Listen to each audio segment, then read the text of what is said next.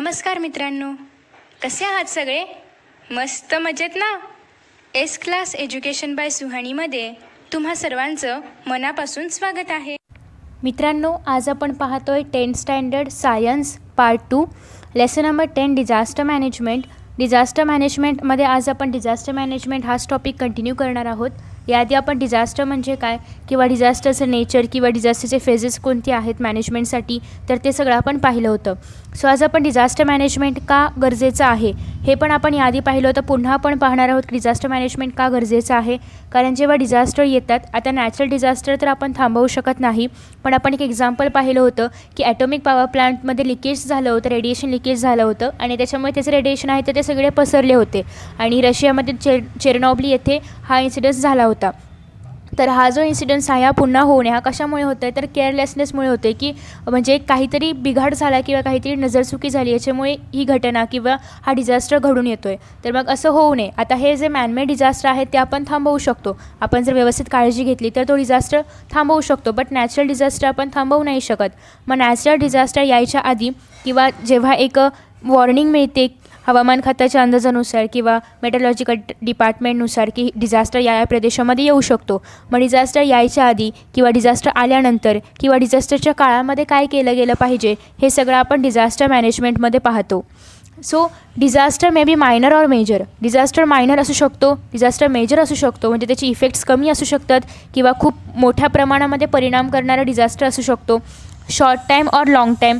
Disaster short time असू शकतो किंवा लाँग टाईम असू शकतो. It should be overcome and effective disaster management is necessary for it. आता डिझास्टर जरी छोटा असो किंवा मोठा असो, शॉर्ट टाईम असो किंवा लाँग टर्म असो, डिझास्टरवरती आपल्याला ओव्हरकम करता आलं पाहिजे, डिझास्टरवरती मात करता आली पाहिजे, त्या डिझास्टरमधून बाहेर यायला पाहिजे, रिकन्स्ट्रक्शन करायला पाहिजे किंवा त्याच्यासाठी इफेक्टिव्ह डिझास्टर मॅनेजमेंट करणं किती गरजेचं आहे हे आता आपण पाहणार आहोत. There is close relationship between disaster management and public participation. याआधी आपण पाहिलं होतं की सिटिझन्सचं डिझास्टर मॅनेजमेंटमध्ये असणं, त्यांचं पार्टिसिपेशन असणं किती गरजेचं आहे. मग डिझास्टर मॅनेजमेंट आणि पब्लिक पार्टिसिपेशन यांचा खूप जवळचा संबंध आहे. Disaster management is either prevention of disaster or making arrangements to face it or at least achieve the abilities to face it. मग डिझास्टर मॅनेजमेंट म्हणजे काय? एक तर डिझास्टर प्रिव्हेंट करणं, जे आपण प्रिव्हेंट करू शकतो असे डिझास्टर प्रिव्हेंट करणं, मॅनमेड डिझास्टर प्रिव्हेंट करणं, किंवा डिझास्टर आल्यानंतर आपण त्याला फेस करण्यासाठी त्याच्याशी दोन हात करण्यासाठी आपण काय अरेंजमेंट करू शकतो ते करणं, किंवा ॲटलिस्ट डिझास्टरला फेस करण्यासाठीच्या ॲबिलिटीज अचीव करणं, किंवा एखादा डिझास्टर आला तर त्या परिस्थितीमध्ये आपण काय प्रिकॉशन्स घेऊ शकतो हे सगळ्यांपर्यंत पोहोचवणं, हे पण डिझास्टर मॅनेजमेंटमध्येच येतं. So disaster is a very fast process. Disaster ही खूप फास्ट प्रोसेस आहे. डिझास्टर एकतर सांगून येत नाही, ओके बरोबर आहे ना, डिझास्टर सांगून येत नाही, अनपेक्षित पद्धतीने येतो, खूप फास्ट येतो आणि in fact it is an accident. आणि ज्याप्रमाणे ॲक्सिडेंट होतो, अपघात होतो, एका सेकंदात होतो, त्या पद्धतीने डिझास्टर पण खूप फास्ट येतात. So what shall we do in such situation. मग या परिस्थितीमध्ये आपण काय करायला पाहिजे? How can we protect ourselves, our belongings and animals. आणि आपण आपल्या बिलॉंगिंग्सला आणि ॲनिमलला, प्राण्यांना कसं काय प्रोटेक्ट करू शकतो डिझास्टरच्या कालावधीमध्ये. इन केस ऑफ डिझास्टर मॅनेजमेंटमध्ये there should be an attempt to minimise the losses. Disaster मॅनेजमेंटमध्ये आपण जो लॉस होतो आहे किंवा जे काही नुकसान होतं आहे, लाईफ लॉस असेल, प्रॉपर्टी लॉस असेल, ते लॉस आपण कमी करू शकतो जर आपण प्रॉपर मॅनेजमेंट केलं तर. So disasters are never planned but losses due to it can be prevented in a planned manner. Disasters येऊ नयेत यासाठी आपण काही करू शकत असू, किंवा डिझास्टर काय आपल्याला सांगून येत नाही, त्याच्यामुळे डिझास्टरसाठी आपण प्लॅन पण करू शकत नाही, पण डिझास्टरमुळे होणारं जे नुकसान आहे तर ते मात्र आपण कमी करू शकतो किंवा ते प्रिव्हेंट करू शकतो. सो आता आपण डिझास्टर मॅनेजमेंट म्हणजे काय ते पाहिलं आहे की एकतर डिझास्टर्स येऊ नयेत यासाठी काहीतरी करणं, डिझास्टर घडू नयेत यासाठी काहीतरी करणं, किंवा डिझास्टर आल्यानंतर काय करायला पाहिजे याची अरेंजमेंट करणं, प्रिकॉशन्स घेणं, किंवा डिझास्टरला फेस करण्यासाठी आपण काहीतरी एक आपल्यामध्ये ॲबिलिटीज करणं किंवा त्याप्रमाणाची व्यवस्था करणं. So objectives of disaster management. First आहे की disposal of human life suffered by human being during the calamity and release of the people.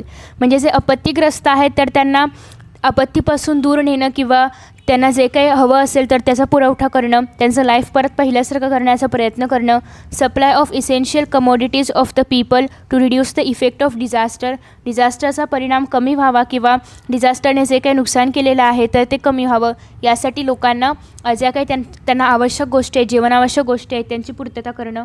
Next आहे the restore the human life in the region by creating reconciliation in disaster.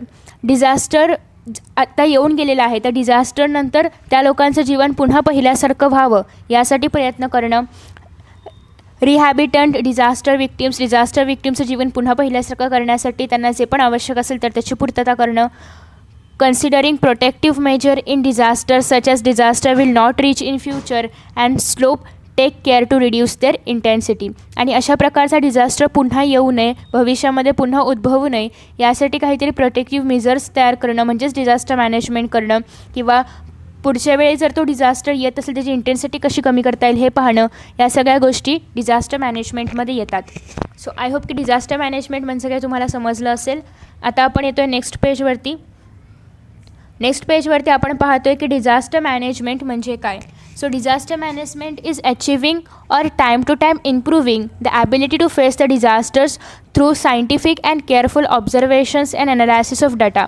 म्हणजे काय तर disaster management म्हणजे काय की आता आपण एखाद्या डिझास्टरला फेस करणार आहोत, म्हणजे डिझास्टरवरती आपण एखाद्या मात करणार आहोत किंवा डिझास्टरला फेस कसं करायचं याची ॲबिलिटीज आपण अचीव्ह करणं, ती इम्प्रूव्ह करणं. कारण जसं डिझास्टर वेगवेगळ्या प्रकारचे येत जातील किंवा त्यांची जशी तीव्रता वाढत जाईल त्याप्रमाणे आपल्याला आपण त्यांना फेस करण्यासाठी स्वतःमध्ये इम्प्रूव्हमेंट्स घडून आणायला पाहिजेत. आपल्याकडे असणाऱ्या इन्स्ट्रुमेंट्समध्ये इम्प्रूव्हमेंट्स घडवून आणायला पाहिजेत सायंटिफिक वेने. त्याचबरोबर ऑब्झर्वेशन करायला पाहिजेत की आत्तापर्यंत त्याची तीव्रता काय होती किंवा आता जो डिझास्टर येईल त्याची तीव्रता काय असू शकते किंवा किती तीव्रतेचा डिझास्टर येऊन गेला आहे, त्याचे किती इफेक्ट्स झाले असतील ते परत पहिल्यासारखं त्या परिसरामध्ये करणं. त्याचबरोबर ॲनालिसिस ऑफ डाटा, या सगळ्या गोष्टी डिझास्टर मॅनेजमेंटमध्ये येतात. For example preparing the action plan through study of various aspects like preventive measures, rehabilitation and reconstruction, and executing that plan is nothing but the management of disaster. आणि disaster येण्याआधी एक action plan तयार करणं की disaster आल्यावर आपल्याला काय करायचं आहे किंवा डिझास्टरच्या काळामध्ये आपल्याला काय प्रिकॉशन घ्यायचे आहेत, काय प्रिव्हेंटेटिव्ह मेजर घ्यायचे आहेत किंवा डिझास्टर येऊन गेल्यानंतरचा प्लॅन तयार करणं, हे सगळं डिझास्टर मॅनेजमेंटमध्येच येतं. मग डिझास्टर मॅनेजमेंटचे 2 ग्रुप्स केलेत. एक तर प्री डिझास्टर मॅनेजमेंट म्हणजे डिझास्टर यायच्या आधी काय करायला पाहिजे, आणि पोस्ट डिझास्टर मॅनेजमेंट म्हणजे डिझास्टर येऊन गेल्यानंतर काय करायला पाहिजे. सो प्री डिझास्टर मॅनेजमेंट आधी आपण पाहूया. This includes the complete preparation and planning to face any type of disaster. आणि याच्यामध्ये काय होतं की एखादा डिझास्टर येणार असेल तर त्या डिझास्टरला फेस करण्यासाठी प्रिपरेशन करणं, की सपोज एखादं फ्लड वगैरे येणार असेल तर त्या डिझास्टरला फेस करण्यासाठी त्या परिसरामधले जे लोक आहेत, आता ते फ्लड जर जास्त इंटेन्सिटीचं असेल, जास्त तीव्रतेचं असेल तर आजूबाजूला राहणाऱ्या लोकांना सेफर ठिकाणी शिफ्ट करणं, तिथल्या प्राण्यांना वगैरे सेफर ठिकाणी शिफ्ट करणं. तर हे झालं प्रिपरेशन करणं, की आधीपासूनच प्लॅनिंग करणं की त्या लोकांना कसं वाचवायचं आहे. जर आपल्याला आधी कळलं की डिझास्टर येतोय तर आपण काय करू शकतो ते आपल्याला याच्यामध्ये बघायचं आहे. की identify the pro disaster areas, म्हणजे ज्या ठिकाणी डिझास्टर येऊ शकतात असे एरियाज आधी आपण बघायचे की या ठिकाणी डिझास्टर येऊ शकतात, म्हणजे इथे जास्त काळजी घेणं गरजेचं आहे. नेक्स्ट आहे की collecting the information about intensity of disaster, डिझास्टरची तीव्रता काय असू शकते याबाबत इन्फॉर्मेशन कलेक्ट करणं. And probable sites of disasters through predictive intensity maps and hazard maps respectively. आणि मग डिझास्टर कोणत्या भागामध्ये येऊ शकतात, त्याची इंटेन्सिटी कोणत्या भागामध्ये जास्त असू शकते, तर ते सगळं बघणं मॅप्सच्या सहाय्याने. Getting special training for disaster management, disaster management करण्यासाठी स्पेशल ट्रेनिंग देणं की त्या परिसरामध्ये डिझास्टर आल्यास आपण काय करणं, डिझास्टर यायच्या आधी आपण किती काय प्रिकॉशन घ्यायला पाहिजेत, हे सगळं त्यासाठी एक स्पेशल ट्रेनिंग देणं. त्याच्यानंतर increasing awareness about disaster management, disaster मॅनेजमेंटबद्दल जागृती करणं among the general public through training programmes. जे सामान्य जनता आहे तर त्यांच्यामध्ये प्रोग्राम्सच्या सहाय्याने, ट्रेनिंगच्या सहाय्याने, मास मीडियाच्या सहाय्याने डिझास्टर मॅनेजमेंटबद्दल त्यांच्यामध्ये अवेअरनेस निर्माण करणं. आता त्यानंतर आहे post disaster management. Post disaster म्हणजे काय, डिझास्टर येऊन गेल्यानंतर काय करायचं.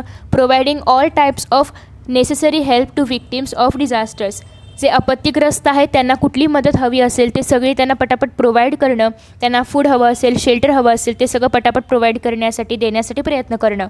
नेक्स्ट आहे participation of preferably local peoples saved from the disaster in arranging the help to victims.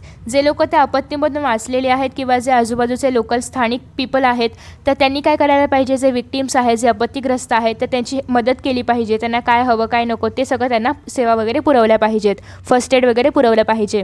Next आहे quick establishment of help centre. Different types of disasters need different types of control centres. मग help centres arrange करणं, मग लोकांना food वगैरे हवं असेल ते provide करण्यासाठी सेंटर्स वगैरे अरेंज करणं. आता प्रत्येक डिझास्टरचा परिणाम वेगळा असतो, प्रत्येक डिझास्टरसाठी लागणारे कंट्रोल सेंटर, हेल्प सेंटर वेगवेगळे असतात. सो त्याप्रमाणे डिझास्टरला अनुसरून तिथे ते काम करणं किंवा ते सेंटर्स उभा करणं. नेक्स्ट आहे categorisation of the help material received from control centre. Control सेंटरपासून जे पण मटेरियल दिलेलं आहे आपत्तीग्रस्तांच्या मदतीसाठी ते कॅटेगराईज करणं, कोणाला दिलं पाहिजे, कुठपर्यंत पोहोचवलं गेलं पाहिजे, कोणाला कशाची आवश्यकता आहे. Delivering the material to victims and continues review of the आणि हेल्प म्हणजे जे कोण लोक आहेत त्या ठिकाणी आपत्तीग्रस्त आहेत त्यांच्यापर्यंत ते मटेरियल पोहोचवणं, त्यांना कोणत्या सुविधा हव्या आहेत ते पाहणं. Being always prepared for disaster rescue आणि त्या आपत्तीपासून लोकांची सुटका करण्यासाठी किंवा त्यांना त्या आपत्तीमधून बाहेर काढण्यासाठी नेहमी सज्ज राहणं, तत्पर राहणं. सो नेक्स्ट आता या ठिकाणी आपल्याला एक सायकल दाखवलेली आहे, डिझास्टर सायकल दाखवलेली आहे की अर्थक्वेक जर आला तर त्या ठिकाणी काय करायला पाहिजे. पहिलं तर अर्थक्वेक यायच्या आधी त्या ठिकाणी प्रिपरेशन करायला पाहिजे, नंतर आहे रिडम्शन करायला पाहिजे. सो प्रिपरेशन म्हणजे काय आहे की plan is prepared to minimise the destruction in any disaster if occurs. म्हणजे एखादा डिझास्टर जर त्या प्रदेशामध्ये येणार असेल तर तो डिझास्टर्स आल्यानंतर कमी लॉस कसा करेल किंवा त्या डिझास्टरमुळे आपला लॉस कमी कसा होईल, लाईफ लॉस असेल किंवा प्रॉपर्टी लॉस असेल कसा कमी होईल हे पाहणं. रिडम्शन त्यासाठी काहीतरी प्रिपरेशन करणं. रिडम्शन म्हणजे काय, plan for minimising the damage to the society and country. मग एखादा डिझास्टर आल्यानंतर समाजामध्ये आणि देशाला किती कमी प्रमाणात नुकसान पोहोचेल याची दक्षता घेणं, म्हणजे खूप कमी प्रमाणामध्ये लॉस झाला पाहिजे हे पाहणं. नेक्स्ट आहे प्रिपार्डनेस.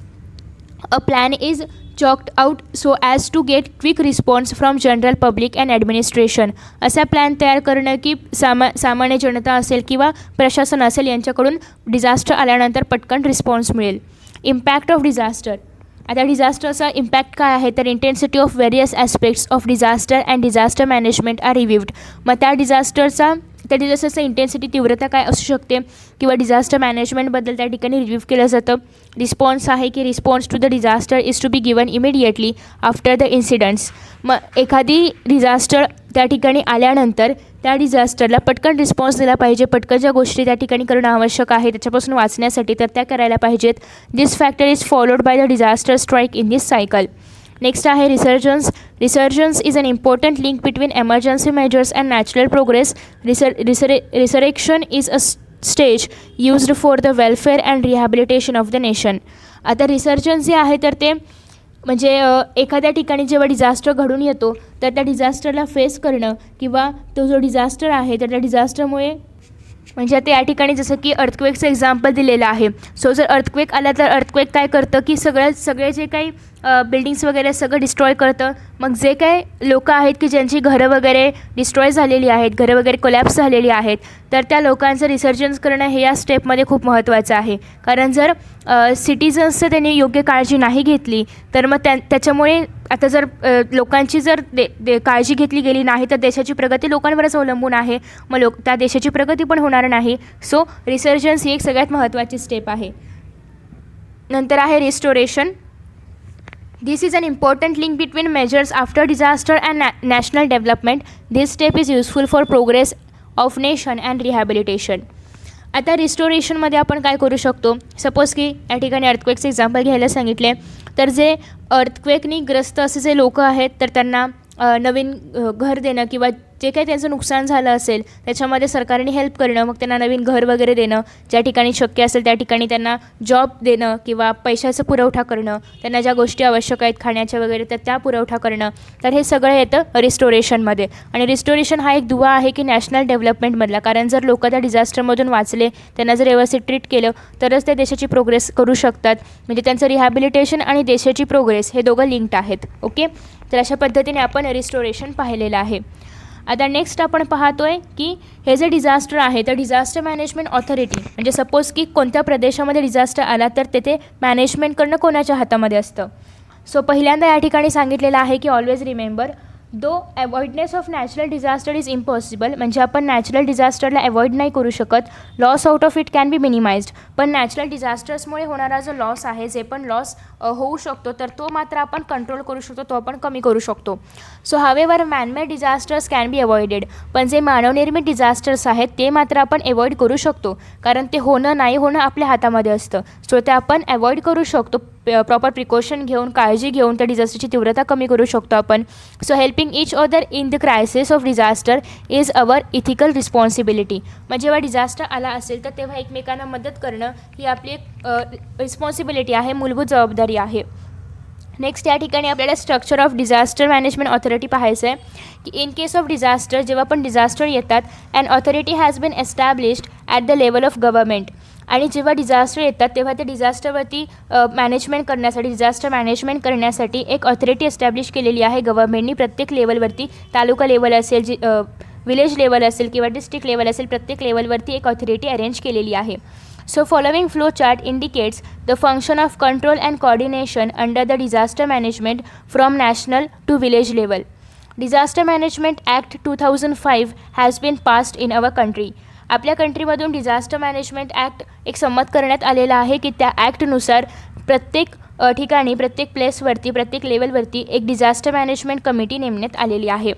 जसं की या ठिकाणी आपण विलेज लेवलला पाहिलं तर विलेज लेवलला जो डिझास्टर मॅनेजमेंट ऑथॉरिटीचा जो चेअरमन असतो तर तो असतो sarpanch. Okay, so general public sarpanch through जे काही रिहॅबिलिटेशनचं वर्क असेल तर ते होणार आहे. ओके, म्हणजे जनरल पब्लिकसाठी जे पण आवश्यक असेल तर त्या ठिकाणी डिझास्टर मॅनेजमेंट हे सरपंचच्या अधिपत्याखाली सगळं चालणार आहे, रेस्क्यू ऑपरेशन वगैरे सगळं. त्याच्यानंतर आहे तालुका लेवलवरती जर असेल तालुका डिझास्टर मॅनेजमेंट ऑथॉरिटी तर तो चेअरमन असणार आहे तहसीलदार. डिस्ट्रिक्ट डिझास्टर मॅनेजमेंट ऑथॉरिटी जर असेल तर त्याचं चेअरमन असणार आहे कलेक्टर. मग आता या ठिकाणी ऑर्गनायझेशन्स प्रोव्हाइडिंग प्रिकॉशनरी वॉर्निंग्स, मग ऑर्गनायझेशन्स वगैरे वेगवेगळे जे NGOज असतात तर ते, त्याचबरोबर प्रिकॉशन म्हणजे जेव्हा डिझास्टर येणार आहे किंवा डिझास्टरच्या कालावधीमध्ये काय करायचं या सगळ्या वॉर्निंग्स वगैरे देणं. त्याचबरोबर अदर जे काही सोशल किंवा प्रायव्हेट ऑर्गनायझेशन असतील तर ते सगळे यांच्या अंडर काम करत असतात डिस्ट्रिक्ट डिझास्टर मॅनेजमेंट ऑथॉरिटी किंवा स्टेट किंवा नॅशनल डिझास्टर मॅनेजमेंट ऑथॉरिटीच्या under. So state disaster management ऑथॉरिटीचा चेअरमन असतो चीफ मिनिस्टर, जो कोण मुख्यमंत्री असेल त्या स्टेटचा तर तो. National disaster management authority chairman असतात प्राईम मिनिस्टर, म्हणजे देशाचे पंतप्रधान. ओके, तर अशा पद्धतीने आपण डिझास्टर मॅनेजमेंट ऑथॉरिटीबद्दल पाहिले. त्याच्यानंतर आहे की disaster management authority, district disaster management authority, त्याचा चेअरमन असतो collector. At the district level district collector is responsible for disaster management, म्हणजे डिस्ट्रिक्ट लेवलवरती, जिल्हा पातळीवरती जो कलेक्टर असतो, जिल्हाधिकारी असतो तर तो डिझास्टर मॅनेजमेंटसाठी रिस्पॉन्सिबल असतो. म्हणजे डिझास्टर मॅनेजमेंट कसं केलं पाहिजे, काय केलं पाहिजे हे सगळं तो ठरवत असतो. And implementation of rehabilitation scheme, आणि डिझास्टर येऊन गेल्यानंतर लोकांचं पुनर्वसन करण्यासाठी ज्या आवश्यक गोष्टी आहेत, ज्या पण लोकांसाठी स्कीम्स वगैरे आहेत तर ते सगळं काही कलेक्टरच्या अंडर डिस्ट्रिक्टमध्ये, जिल्ह्यामध्ये होत असतं. Collector is planning, coordinating and controlling the implementation of rehabilitation programme, gives out necessary instructions and reviews the entire system. हे सगळं काही कलेक्टर पाहत असतो. प्लॅनिंग करणं, कोऑर्डिनेटिंग करणं, कंट्रोल करणं हे सगळं कलेक्टर पाहत असतो. District collector is also responsible for designing the schemes for each district separately for each type of disaster and getting those sanctioned from state level authorities. Collector काय करत असतो तर कलेक्टर जे स्कीम्स आहेत म्हणजे रिहॅबिलिटेशन करण्यासाठी किंवा त्या ठिकाणी डिझास्टर मॅनेजमेंटसाठी ज्या स्कीम्स आहेत तर त्या तो डिझाईन करण्याचं काम करतो. आणि ह्या सगळ्या सँक्शन कोण करणार आहे तर स्टेट लेवलचे ऑथॉरिटीज, म्हणजे चीफ मिनिस्टर किंवा मुख्यमंत्री जो कोण असेल त्या स्टेटचा, त्या स्टेटमध्ये तो जिल्हा आहे तर ते सगळं सँक्शन करण्याचं काम स्टेट डिझास्टर मॅनेजमेंट ऑथॉरिटीकडे असतं. नेक्स्ट आहे district wise disaster control unit. तर त्या ठिकाणी आहे की district control unit is established immediately either after the impact of disaster or getting information about it. म्हणजे डिझास्टर कंट्रोल युनिट जे आहे तर ते स्थापन केलं जातं डिझास्टर एकतर घडून आल्यानंतर पटकन किंवा डिझास्टरची माहिती कळलेली असते की आता डिझास्टर होईल तर तेव्हा. So it reviews about various aspects of डिझास्टरबद्दल व्हेरियस गोष्टी ते सांगत असतात किंवा त्याच्यावरती काम करत असतात. Keeps continuous contact with various agencies like army, air force, navy, telecommunication department, parliamentary forces etcetera. मग आता ते जे NGOज वगैरे असतील त्यांच्याशी त्यांचं कॉन्टॅक्ट ठेवणं गरजेचं असतं, कारण म्हणजे समाजासाठी काम करणाऱ्या ज्या संस्था असतात, मग त्या प्रायव्हेट असो किंवा सरकारी असो, तर मग त्या लोकांना तिथून रेस्क्यू करणं किंवा त्यांना काय हवं नको ते पाहण्यासाठी त्यांच्याशी कॉन्टॅक्ट ठेवणं गरजेचं असतं. मग आर्मी फोर्स असतील किंवा एअरफोर्स असतील किंवा नेव्ही फोर्स असतात किंवा म्हणजे आता डिझास्टरचं झालं तर लोकांना तुम्ही बघितलं असेल एरोप्लेनमधून वगैरे म्हणजे एका त्या डिझास्टरच्या प्लेसवरून सेफ प्लेसवरती घेऊन गेले जातात किंवा त्या एरोप्लेन्स नाही, हेलिकॉप्टर्समार्फत त्यांना जे फूड वगैरे हवं असेल तर ते पुरवलं जातं. सो मग ते सगळं करण्यासाठी एअरफोर्स वगैरे त्यांची आवश्यकता असते. नेक्स्ट आहे टेलिकम्युनिकेशन डिपार्टमेंट, पार्लिमेंटरी फोर्सेस वगैरे for getting help. It is also responsible for coordinating with various voluntary organisations for their help in disaster management. मग डिझास्टर मॅनेजमेंटमध्ये जे पण NGOज वगैरे असतात तर त्यांची मदत घेणं, म्हणजे जे स्वयंसेवी संस्था वगैरे असतात तर त्या पण मदत करतात. नेक्स्ट आहे, या ठिकाणी तुम्हाला काही फुल फॉर्म्स दिलेले आहेत. जे पण इंटरनॅशनल ऑर्गनायझेशन्स आहेत डिझास्टर मॅनेजमेंटसाठी काम करतात तर त्यांचे. पहिला आहे United Nations disaster relief organisation. दुसरा आहे United Nations centre for human settlement, म्हणजे या ठिकाणी कुठेतरी लोकांना स्थलांतरित करणं किंवा त्यांना घरं वगैरे शेल्टर वगैरे उपलब्ध करून देणं. त्याच्यानंतर Asian disaster reduction centre. Fourth आहे Asian disaster preparedness centre. Next आहे fifth WHO world health organisation. आणि सिक्स्थ आहे UNESCO United Nations educational scientific and cultural organisation. So या काही संस्था आहेत ज्या डिझास्टर मॅनेजमेंटसाठी काम करतात. नेक्स्ट आहे हू डज व्हॉट. तुम्ही NDRFचे जवान पाहिले असतील जे की डिझास्टरच्या काळामध्ये लोकांना रेस्क्यू ऑपरेशनमध्ये हेल्प करत असतात. So national disaster response force म्हणजेच NDRF has been established as per the Disaster Management Act 2005. Divisions of these force are working in army. Overall 12 divisions are working in the country. Its headquarters is at Delhi and it is in action all over the country with the help of army. In Maharashtra, NDRF is in action through State Reserve Police Force. So personnel of these force have subsequent contribution in rescue work in disasters like cyclones, cliff sliding, building collapse, etc. आणि त्यांची website दिलेली आहे. म्हणजे तुम्ही पाहिलं असेल की जेव्हा डिझास्टर एखाद्या ठिकाणात येत असतात तेव्हा त्या प्रदेशातील लोकांना रेस्क्यू वगैरे करणं हे सगळं कोण करत असतं, NDRFचे जवान करत असतात, म्हणजेच नॅशनल डिझास्टर रिस्पॉन्स फोर्स करत असतात. तर यांचं जे हेडक्वार्टर आहे म्हणजे हे आर्मीमध्ये असतात, तर त्यांचं जे हेडक्वार्टर आहे तर ते आहे दिल्लीमध्ये. ओके, तर मग त्यांचं काम वगैरे या ठिकाणी दिलेलं आहे. तुम्हाला जर अजून इन्फॉर्मेशन हवी असेल then you can go through the website जी या ठिकाणी दिलेली आहे. सो नेक्स्ट आहे फर्स्ट एड आपण पाहणार आहोत नेक्स्ट व्हिडिओमध्ये. फर्स्ट एड आणि एक लास्ट टॉपिक आहे तो म्हणजे मॉक ड्रिल. दोनच टॉपिक्स आपले रिमेनिंग आहेत या चॅप्टरमधले. सो आय होप की तुम्हाला आजचा टॉपिक डिझास्टर मॅनेजमेंटचा समजला असेल आणि तुम्हाला हा व्हिडिओ आवडला असेल तर नक्कीच लाईक शेअर करा, चॅनलला सबस्क्राईब करा, नोटिफिकेशन बेल आयकॉनवर क्लिक करा. So thank you for watching this video. See you in next video.